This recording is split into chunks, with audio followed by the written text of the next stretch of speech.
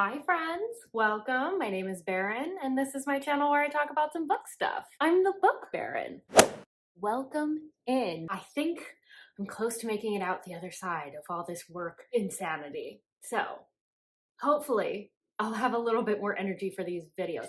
Just a heads up though, I may miss an upload coming up here, either the video after this or the video after this, just because I am behind on filming and editing and all of that kind of stuff. So if I miss an upload, I'm really sorry. I'm really trying. I just haven't had the same amount of time to dedicate to my hobbies. Bear with me if that happens, but if not, ignore what I'm saying. Like, what am I talking about? It's fine. But what are we talking about today? Today, I wanted to talk about book girlfriends, heroines that I love, that I would maybe want to be friends with all of them, or I am at least entertained by all of them. Some of them are significantly less dateable than others, but you get the idea. These are heroines that I think they're a good time. I decided to do this instead of doing heroes because, like, with dark romance, it's a little bit of a dicey call on whether they're really book boyfriends. So this felt like a safer option. I do have them separated into categories. I have the powerful, the strong, my baddie babes. Category 2, we've got a little sadness behind the eyes. We've got our trauma babes. And last but not least, the most entertaining category, screw loose in the brain heroines, my unhinged babes.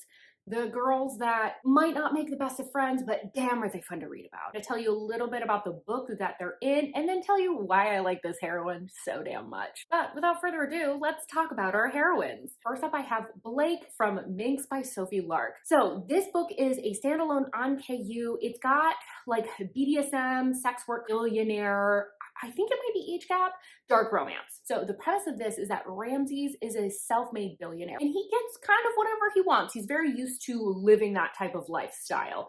And he decides that he wants Blake. He sees her at a party of sorts and decides that I need her to be mine and exclusively mine. And Blake has been actually trying to get him on the hook for a while, trying to reel him in because he's kind of the big kahuna for her in particular, because she is a high-end escort and she has very exclusive clientele and she utilizes the information that these men drop in order to make investments in the stock market. So these two come to a very specific arrangement, but lines very quickly get blurred. What seems like part of the arrangement slowly is bleeding into their real life and they're becoming more and more consumed with each other. Blake, I mean, look, how crafty is she using her job as an escort to ply crucial information from these men? That's just so intelligent. She won't let anyone demean her for her line of work. These men kind of take pity on her sometimes, and she's just like, perfect, something else I can manipulate. She's so crafty with all of this stuff, and she's not a damsel in distress, but she'll play one if that's what you want. And I just think she's an excellent manipulator, and she doesn't get swept up in sort of the fake emotions of the escort service, because there is a dating component. She's very strategic and who she goes after as clients and making herself as seductive and interesting as possible so the biggest men with the most information, the most critical information, want to be on her client list. And then when she is done with them, she is done. Ties severed, you're out of here. She doesn't need you anymore. Now, this book does have quite a bit about stock, which I found absolutely the most boring because I don't care about stocks, but is it cool that she knows about it? Yes. Next up, I have Eden, and she is from King by Chantal Davis. This is a standalone novella on KU. This is a dark romantic suspense type of novella. It's step-sibling, and I think there's a little bit of an age gap. This novella, so I don't spoil too much, has basically two timelines. In the past timeline, it's when Blake and her stepbrother meet at their parents' wedding and them initially living in the house together goes. And in the present timeline, shit's really hit the fan. Stepbrother boy, he's been to prison. He's been to prison and he is angry. He blames Eden, and Eden's kind of in a sticky situation herself, and maybe King can help her get out of this. We'll see. Why I like Eden so much. So she is another one that's in that strong heroine baddie category because she will do anything to get what she wants. And I know sometimes I say that and they're kind of like, okay, well, what does that mean? What does that mean she'll do anything? She will make decisions that make her look utterly horrible to other people. She'll break societal norms. She doesn't care if it looks like she's using someone, if she is using them. If she gets what she wants, that's all that matters to her. And she can ruin her image in the process. She might be married to someone that she hates, but if she's gonna get the money to go to college, she's good. I just like that she's just so ambitious with what she actually wants that she's just kind of like, I don't care about other people's opinion. Doesn't bother me. Next up, we have Taylor from Wolf Willow Witch by Freitas Moon. So this is on KU. It's the second in a series. Technically, you're supposed to read these in order. I didn't, so I mean, do with that information what you will. It's like this Norse pagan witchery kind of taking place in modern day Colorado. Hopefully that kind of makes sense. Basically, Taylor ends up finding a corpse that still has some residual energy in her friend's house that's kind of been haunted and stuff. So she's like, you know what? I have a great plan. I'm gonna use this.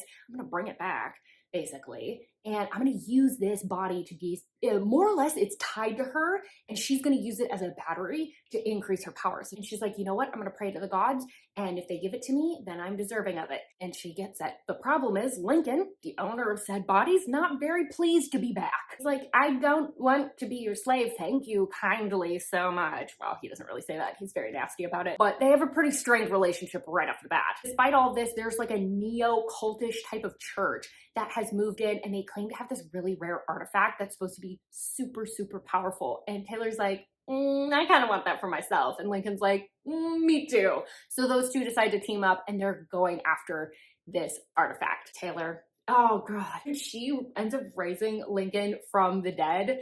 She's like, I'm the most powerful witch to ever have existed. Like, I'm in it so good with the gods right now.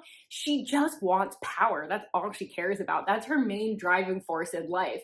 She's like, I don't care about these other people in this town. I don't care about their weirdo religion.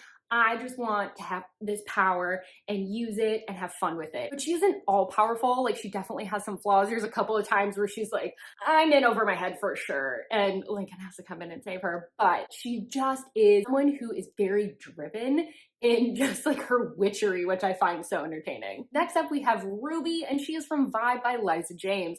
So this is, once again, on KU. This is part of a duet called Pandora's Box. And this is like a gay awakening. There is some sex work, got like cults, and it's a dark romance. Oh, and it's sapphic. Essentially, we have Aura, and she was part of this religious cult, brought up in it. I just got a text from my sister asking how often I wear pasties instead of a bra. The things you text your siblings. Anyway, what was I talking about? So Aura was part of a cult when she was much younger, and it's a kind of a religious cult. The goal of this is really to like ascend the ladder, and you're on this journey to like move up. In order to do that, it means you participate in some very horrific things. The impact on her has been that she's kind of meek and a little bit naive because she's sheltered within the confines of this cult. A lot of the information is restricted, but she's now escaped. She's on the outside, and she's out with her boyfriend one day. They're going to a club, and they see Ruby dancing, and everyone is enraptured by her. She has this presence, this aura about her, if you will. That connection between Ruby and Aura sends their lives completely spiraling out. I love her. She's another one that's very strong. She's just so hypnotic. Even you as a reader get pulled in by her energy because she is similar to the other ones. She goes after the things she wants, but she's not going to stick around if she's not wanted. She doesn't need to lower her standards or lower her sense of self in order to wait around for you. She's not going to make a fool of herself in that way, but she will passionately argue for and go after the things that she desires, even if it's someone else's girlfriend. Next up, I'm going to be a little bit brief. I feel like this one's talked about quite a bit, but it's Winter from Reckless by Elsie Silver. So this is on KU. It's the fourth book in the Chestnut Springs series, but it can be read as a standalone. And it's got surprise pregnancy, accidental pregnancy, reverse grumpy sunshine, and I think there's an age gap in this one. I actually don't remember if they actually found out that there is no age gap, but regardless, Theo's a bull rider. He's a ladies' man. He kind of like is the protege for Rhett, and he works the bull riding circuit. He's like flirty. He's happy-go-lucky. Winter, complete opposite. She's grumpy. She's a little bit of a bitch, but you can kind of tell that she's misunderstood, that she's had some things happen in her past. There's a reason she's like this. She is in the middle of a divorce, and her husband is the worst. So her and Theo end up running into each other. They have a little bit of an antagonistic relationship, but one day they are both at the same hotel and they start getting a little flirty. And Winter's like, you know what? I deserve to have fun. I'm gonna have a one night stand with Theo. They do, but Winter ends up pregnant. And things play out from there. The thing that I like about Winter is she is strong, but she's one of those that's strong to the point that it actually alienates the people around her, which I think is kind of common with stronger women, like in real life. A lot of times people are put off by that. And the thing is, like, too, because she is actually a strong person, but it's also a defense mechanism. Sometimes she overly relies on it. I can just do it better myself. I don't want to be a bother. And then, like, watching her kind of like realize, okay, I can be strong, but also still let people in a little bit was just so fun. And I just love how she held Theo to task at the end of this book, where she was like, no, we're talking this out. You can't ignore me. Now we're moving on to our next category. We've got our trauma babes. We've got the ones that are a little sad behind the eyes. We know I love a melancholy heroine. I don't know what it is. They speak to me. There's something about them that I just identify with. So first up, we have Cherry from Below the Pulse by C.L. Menegan. This is a book that I recently read and I'm completely obsessed with. It's the third book in a series, but I completely read it as a standalone because that's what I like to do. And this is like MC, rock star, dark romance / thriller kind of vibes. But the plot of this is that Cherry has a pretty traumatic event in her past. She was in a significant car wreck that led to the death of both of her parents. She's the only person that survived this wreck. She harbors a lot of guilt as a result. She kind of feels like maybe she was a little bit the cause of the car wreck, or that if she had just died, other people would have been saved.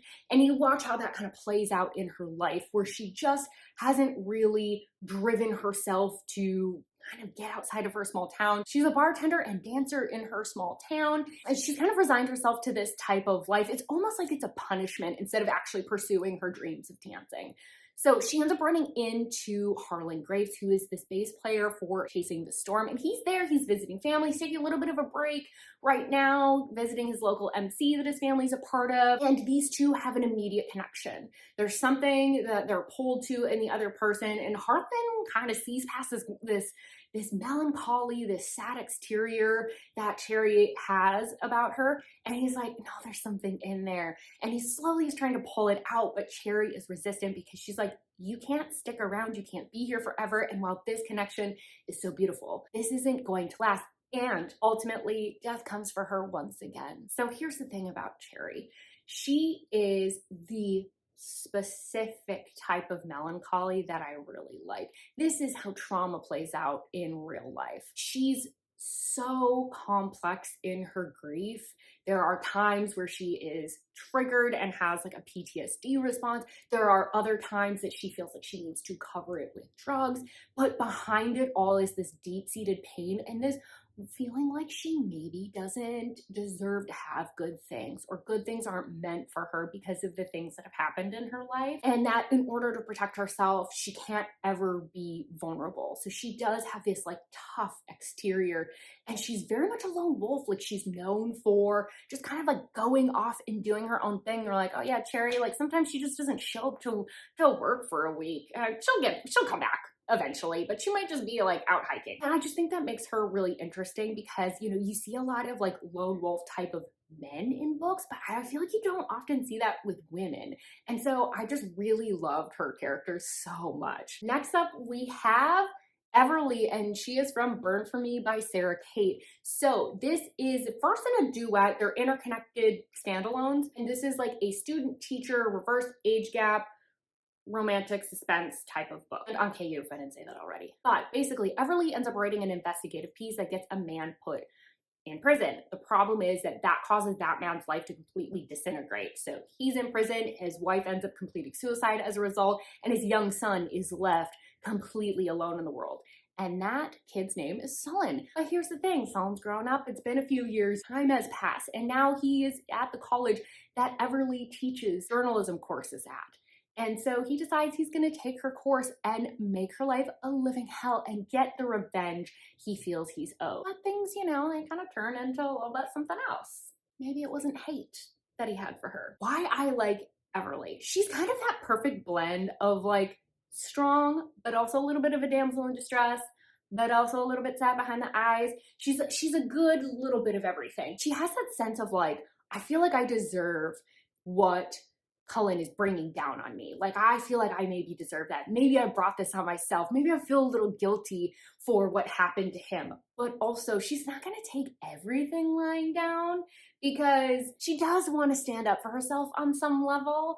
And so she very strategically kind of like pushes back when she feels like she can, but knows when she needs to back off. Like, she kind of fucks with his rugby scholarship potentially, messing with the coach, really drawing out the actual emotions that she knows are kind of floating under the surface that he won't acknowledge because he's a little bit naive. And I just love how she balanced that so well. And so she came off both like a little sad and quite strong. So she was a really fascinating character. And I really felt like she had a lot of complexity to her. All right, next up, we have our screw loose in the brain, our unhinged babes.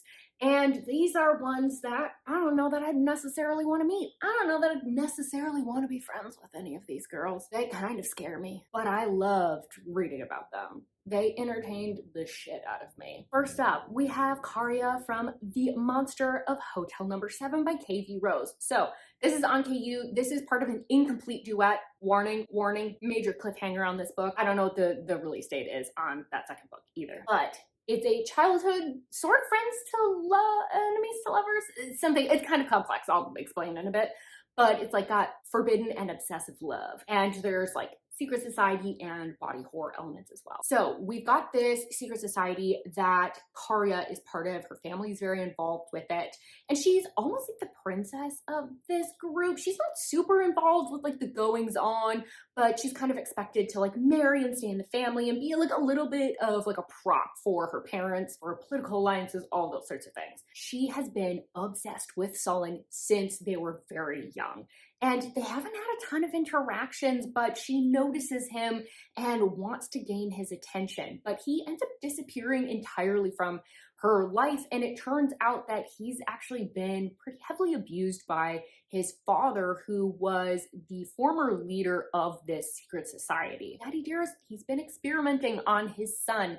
And so that sort of leads to this disappearance. But Sullen one day decides he is coming back, and he's gonna get Karia. So the reason I love Karia is because she kind of comes off as a little bit passive, like a little bit like she doesn't care about her own life, and she's just looking for the next high that she can kind of get. And yet she is so obsessed with Sullen. And you watch this obsession devolve over the book and become more and more intense. And she's like not scared of him at all. She's also not interested in the secret society life very much. She's like, yeah, it's part of my identity. Ugh, what a bore. She just doesn't care. But she definitely, by the end, was like, we are making some interesting decisions, girl. But I like that she's unconventional. And once again, she's kind of doing what some of those strong heroines do, where she just goes after the thing she wants, and she's decided it's Sullen for some reason. Oh, next up, I have this book. One second. All right. I have a special edition of this book, or books. It's the Mind F series by S.T. Abbey, and we've got Lana. So I actually have a vlog of me reading this. I read this like right at the beginning of my channel, like right when I started it. I think I was sick actually in that video. So if you want to see me nursing a cold in the middle of summer, there's that opportunity for you. But so this is like 5 novellas that kind of equate to like a single book. So I'm going to talk about them as like one entity. These are on KU, and the premise is that Lana is a serial killer. She has been wronged in her past, and she is going after the people that have wronged her and unaliving them. And she ends up running into one day Logan, the FBI agent that's actually on her case, but they don't know that they have this connection, and they begin falling for one another. Lana's gonna have to decide between her revenge and her love for this man. Okay, the reason I love Lana is because initially you're kind of like, yeah, she's getting what she wants. By the end, oh, full support, full support. I will hold her weapons for her. I'll grab the go bag. I'll be the getaway driver. Whatever she needs, I will support her in her efforts, because the dudes that she is going after suck. I want her to get revenge too. And I love that she was like, you know what? love might not be the most important thing in my life. I think it might be the revenge and make some big decisions. But oh, by the end, explosions, gunfire, the whole town's burned down. I love this. I love this so very, very much. Oh, and finally, R.I.P. by Charity B. We've got Adriel. This might be my most controversial pick, but I'm including her. So this book's on KU, it's a standalone, and it's, I guess, kind of a dark romance, kind of an extreme horror. It kind of like toes the line of both. This is like pitch black. It's got some like flowers in the attic style, keeping it in the family. If you catch my drift, definitely, I mean, all of these definitely check triggers. Always check triggers if you have triggers, but like this one especially. We have Malachi and Adriel, and when the book opens, we are with their parents actually, and we realize that their mother maybe has some postpartum psychosis or something akin to that. She's seeing stuff. She thinks she can see sin, and her husband is a pastor for a church, and these two decide that they're going to rid the world of sin. They're going to go after these people because they can see it.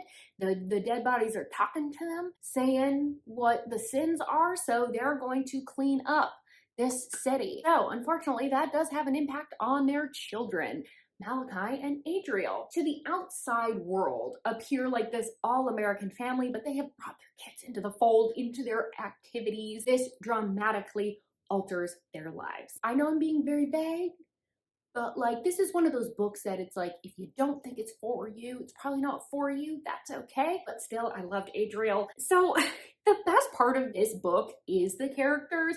Like the plot and storyline, I was kind of like, that's fine. The characters are the standouts.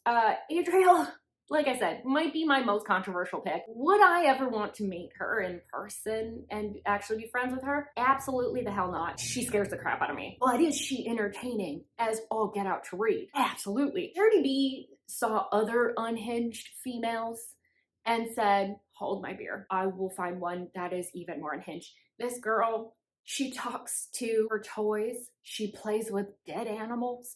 She has Sid from Toy Story style toys where she's just like, what if I put Barbie's head on a spider? So she's really entertaining as a result because she's just like in her own world. She doesn't care about what's going on with society. And so she just is like, I've decided I want to play with this toy.